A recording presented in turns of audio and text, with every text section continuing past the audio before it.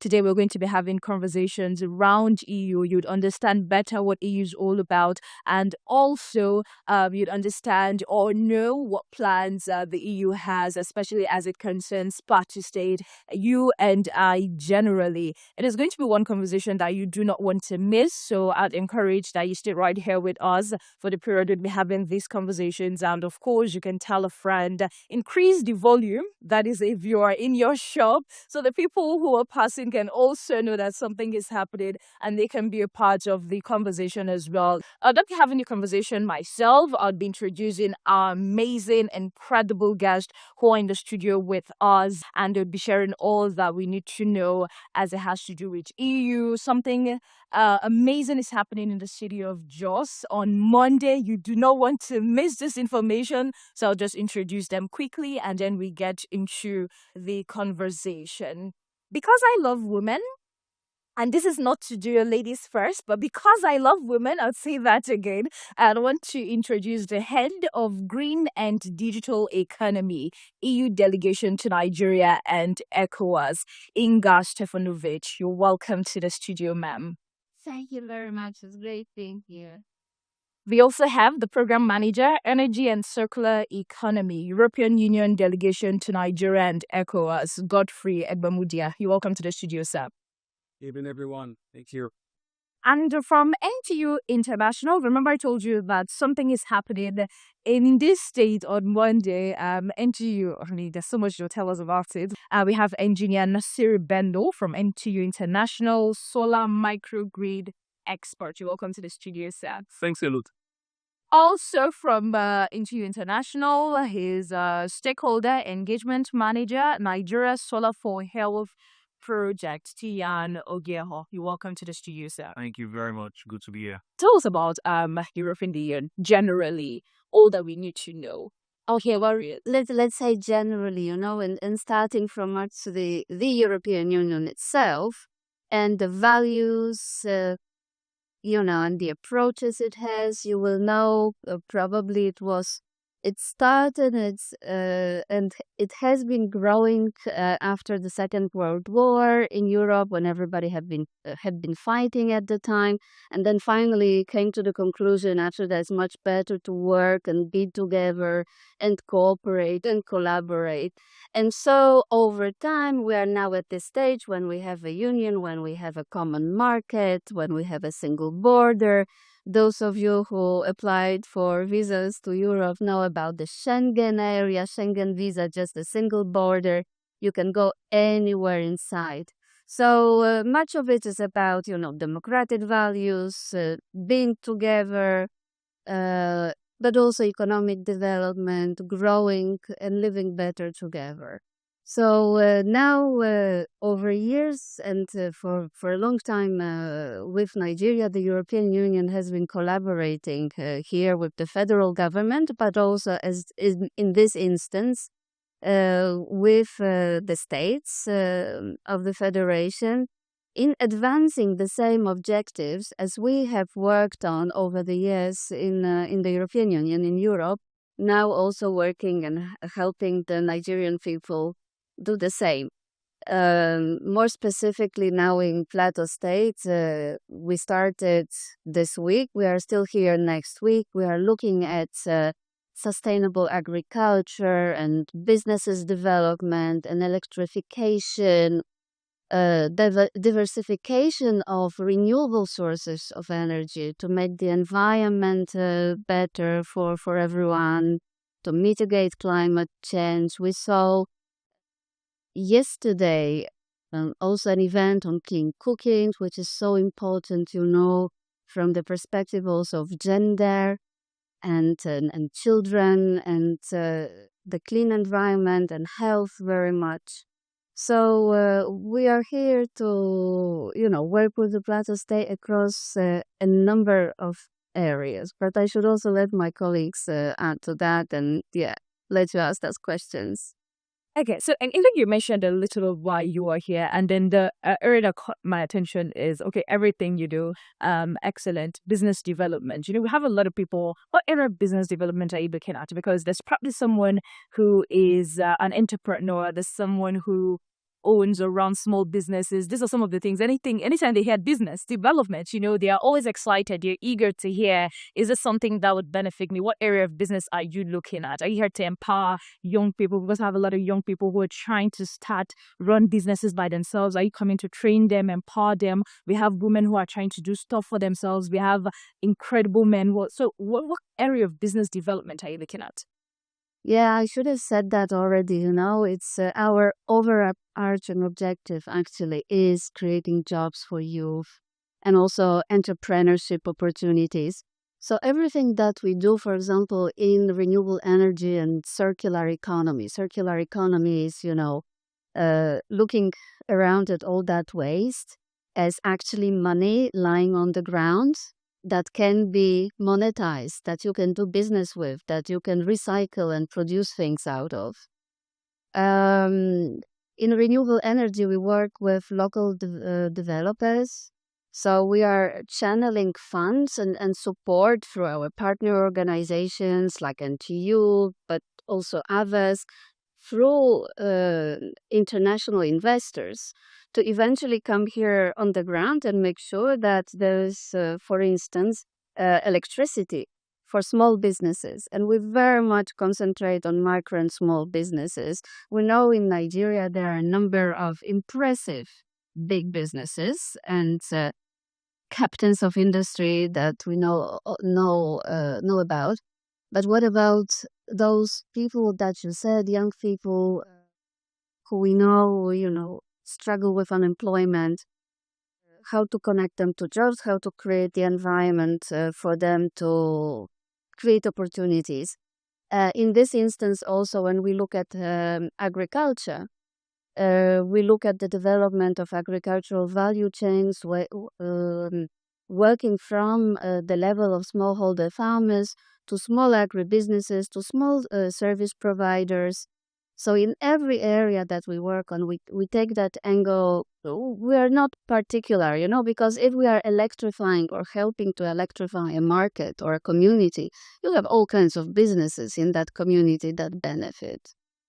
Thank you. All right, so do you want to add to Yes, so just wanted to add to this to say that taking it up, connecting what you said to again back to your question of business development, we know how much energy, access to energy means to any form of any business. For example, even this, you wouldn't be live without a sustainable power supply. And we know a lot of businesses today that run on diesel and petrol generator.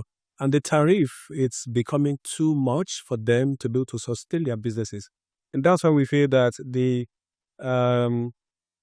awareness creation on diversifying to renewable energy as a sustainable energy source for any form of business, whatever electrification, it's very, very important. Plateau State is blessed with abundant renewable energy resources, from hydropower to solar energy and biomass. Everything is here. And that's one key area of our intervention in the country to begin to promote investment into renewable energy that will support sustainable development in the country. And so within that sphere, we do a lot of things, providing technical assistance to individuals, companies who want to do business within the energy space. We also help them. We also have some technical assistance that can also help them develop properly in terms of how can they access financing beyond the one that the EU grant can support. So other form of financing to these businesses so that they can become much more profitable and also bankable to be able to access more funds to whatever they have. So over the years, since 2008, the EU have been very active in the power sector, supporting the federal government to do several activities, supporting legal and policy framework that can create the enabling environment for more investment to come into the renewable energy space. And now, with time, we moved away from just providing, helping to support the framework, to now testing actual business model that people can really go into as a source of not only livelihood, but at least what can also create job, as Inga mentioned. And now also transiting now into diversifying from the solar we have always been working on to other means. We're now looking at hydropower. We're now looking at wind. We also know that wind has great potential here in Plateau State as well. And so a whole lot we are beginning to do. Now we have also started looking at state-level interventions, and that's why we're also here today. For example, the Nigeria Solar for Health project, fully funded by the European Union. Yes, it's a national program, but we are working specifically with states, which our NTU international colleagues will talk about later. Let's talk about it right away. I do engineer Siri Veglo and also Tinyal Gerho. They had a lot to share with us, especially because you have taken us to the solar renewable energy side, and then you have mentioned that HE International is launching something in Plateau State of Wendy. So let's talk about it right away. Okay, so come Monday, we'll be launching the Nigeria Solar for Health project in Plateau State. As my colleague Godfrey just mentioned earlier, it's a national project. It's been implemented in 5 states, with Plateau State being one of them. However, just to give you an overview of the kind of project it is, it's a project that focuses, at the heart of it, it focuses on improving healthcare development at the state level for primary healthcare centers. And we are basically using renewable energy sources, particularly solar technology, to electrify primary health centers in the selected partner states, which I said Plateau has been blessed to be one of them. So what we're basically doing on Monday is launching this program. We're at the point where we have now started even selecting the sites. We had a training earlier in the week where we trained experts in the health sector and the energy sector to collect data from the field. We're going to be designing systems, solar PV systems that will be appropriated to each and every one of these health centers so that we can improve the electrification rate at the health facilities. However, taking it back to the point you made of business development, the way the Nigeria Solar for Health project is designed with the mindset of sustainability as the bedrock for the project. We don't want a situation where we would deploy these solutions to the health centers, and many years from now, a few years from now, the systems are run down. So what are we doing? We are also incorporating or extending electrification of these solar microgrids that we will be installing to adjoining businesses that are around these PHCs that we would electrify. So it will also enable the local markets within the community. So if there's a talk shop, if there's someone who does laboratory service, if there's someone who, whatever small business, it could even be a telecom site, we would extend electrification to those local businesses so that we would reinforce the socio-economic power of that community. So to make it clearer, just so we're on the same page, what does this mean for primary healthcare centers, especially the ones you select, like 247 power, just so we understand where you're heading. You're taking us to 247 power supply. Yes. That's what this means? Yeah, not only 247, 365 too. You took that, does that my app to with that incredible? Yes. And as apart from apart from improving the health at constituency, which is the primary target for the project, we are also developing capacity and knowledge base in the state. This is where we just started now. We trained the first set. In fact, Plateau State is lucky to be the first state where this is taking place. We have just finished training the first set of people in the methodology of tree design for solar projects. And we believe this is going to be a catalyst for more projects in the state for solar. And the project that we're going to implement are standard, using the best components, using the best design, and we hope that they will serve as models for Plateau State to replicate in the future. Wow, beautiful. Is this part of the Global Gateway Initiative, or the Global Gateway Initiative is a different project than it all? Oh, let me answer that. It's absolutely part of the Global Gateway Initiative because, when we use these big words, Global Gateway Strategy of the European Union, you think it's something that has to be very big and very far, and you don't know how to relate to that. But actually, everything what we just mentioned is part of the Global Gateway Strategy, which is basically a way of working with our partner countries to create sustainable infrastructural projects, sustainable infrastructure that is, good. It works for people, and it also works for the planet, for the climate, in the sense of sustainability, right? That also includes business models that bring in private sector into those investments. So it's not just the old school donation, but it integrates that business sector perspective to it, so that there is a business model behind it that makes it interesting over the long term to be operational. And to just use the examples here, we have all these. We went today to see, was it Asop waterfall, where we are planning for a small hydropower plant that is going to electrify the communities around, but also it's going to be possible to send the electricity all the way to Jos.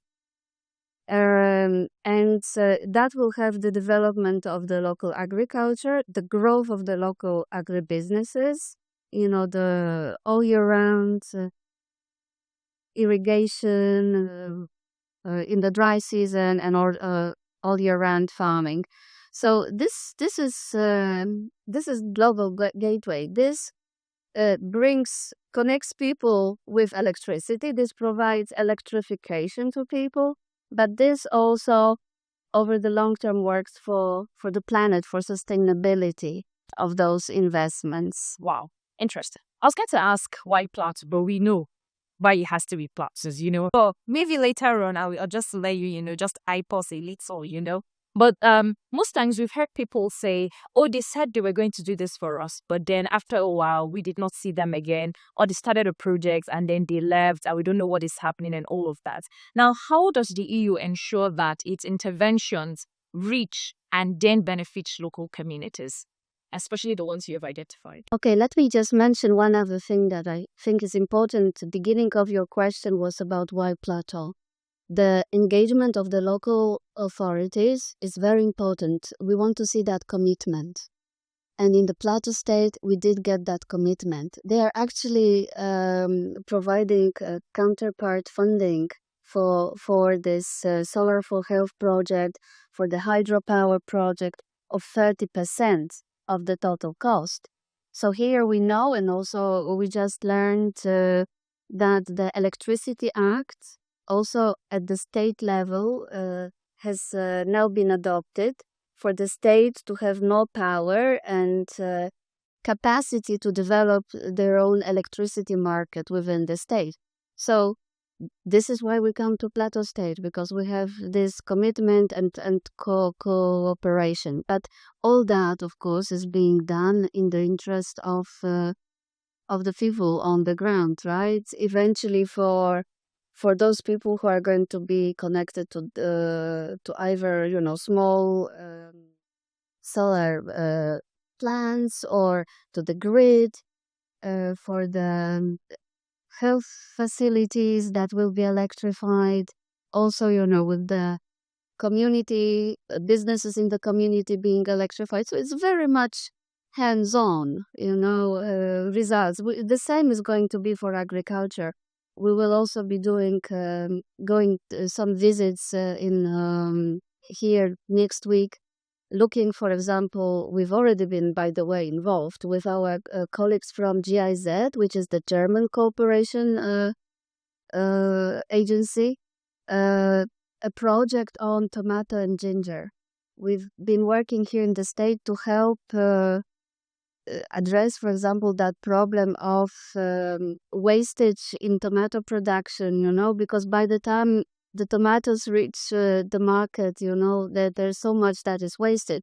So this is when I say value chain development. It maybe sounds fancy, but it's basically about making sure how these tomatoes can be locally produced, processed, that there are facilities and ways for them to reach the markets in the good condition, that kind of thing. And we were very proud also of our work here with ginger, which I think also resulted in some exports to Europe of the local ginger, which I know is Nigerian ginger is the best ginger in the world. So that's the result. Unfortunately, there was this plight in ginger. So now I hope we can be back and see what we can do on that about that again. All right. So just before I let the team add, let me just ask you this question, and then we'll just hear from the rest. What is the EU's long-term collaboration plans for Plateau State and Nigeria? So, I mean, ginger is one of them. I'm excited. What is there any other thing that you're looking at? Okay, so in the EU, we work on the basis of 7-year plans and budgets. So the current plan and budget is for the years 21-27, and it's largely decided, programmed, planned, and almost entirely allocated. And when it comes to economic development, this area of green and digital economy, we are looking at climate-smart agriculture. And here I mentioned tomato and ginger, but we also want to look at dairy sector, some food and feed crops like soybeans, sorghum, maize. We are looking at cocoa. We want to work in cocoa because I don't know, that's the context of deforestation. Some of the EU ways of working with the rest of the world also impose certain rules of how things are grown for them to be exported. And this is, bearing in mind the better good of the planet and everybody living on it. So here we would also like to promote, the agricultural techniques in the cocoa sector that do not cause deforestation. But of course, as we are doing that, we also want to be there to help the local producers of cocoa in this instance. Well, okay. Thank you so much for sharing. Mr. Godfrey, I know you have something you want to ask, so what's just say from Yes, so just to say that the European Union have been in Plateau for several years. We'll have some project before now that we funded through one of our projects called Nigeria Energy Support Program created by GISM. So I think in Shendan local government there are 2 mini grids operative that we came here to commission and that are still very, very active to date. We're coming back from as of fall. We went through the Government Science College in Cool to see the water heaters there that the EU also provided for the students. So now, at least with that, we already have that good working relationship with Plateau, and hope. Luckily for us, we had the opportunity to come back again with under this new programming cycle that Inga just mentioned.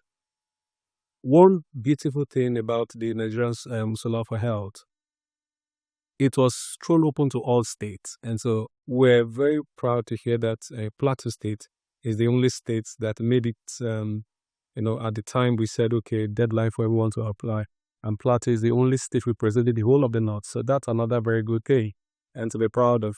And so under this intervention here within the new EU intervention, we have a lot to do here.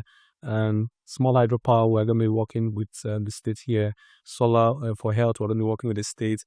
There are other investments, other EU investment that will also be coming here as we move forward. But it's good to know that the government is really ready, to partner with us here by providing their counterpart funding. And that's one way they have proven to us that they're ready to do this. And we really believe that this partnership will be very, very good for the people of Plateau State. Engineer Bello, are we invited on Monday? Yes, Monday, we would like to see you here. Okay, we can come and be part of the. Is there anything you'd also want to let us do? No, but I'm sure my colleague has something. I think for me, it's really just to implore. On one hand, I want to appreciate the government of Plateau State because, like my colleague Godfrey mentioned, we communicated this to all 36 states. only 5 states moved forward and moved forward quickly, Plateau State being one of them. There were commitments we asked of the state government, and Plateau State was really quick to move forward with that, and that's why we're here. Secondly, it's really a plea. In the coming months, we'll be having a lot of these solar microgrids spring up across the local governments in Plateau State. So I want to plea for a sense of ownership, especially from the communities that will house these solutions. I want to plea for a sense of a strong mindset of sustainability. People need to think to maintain these systems, to own them, to secure them. These systems will be electrifying their health centers and improving their local health.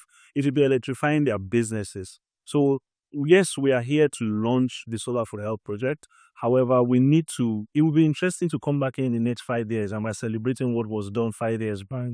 So it's really to implore to the good people of Plateau State that what is coming to you, please take care of it.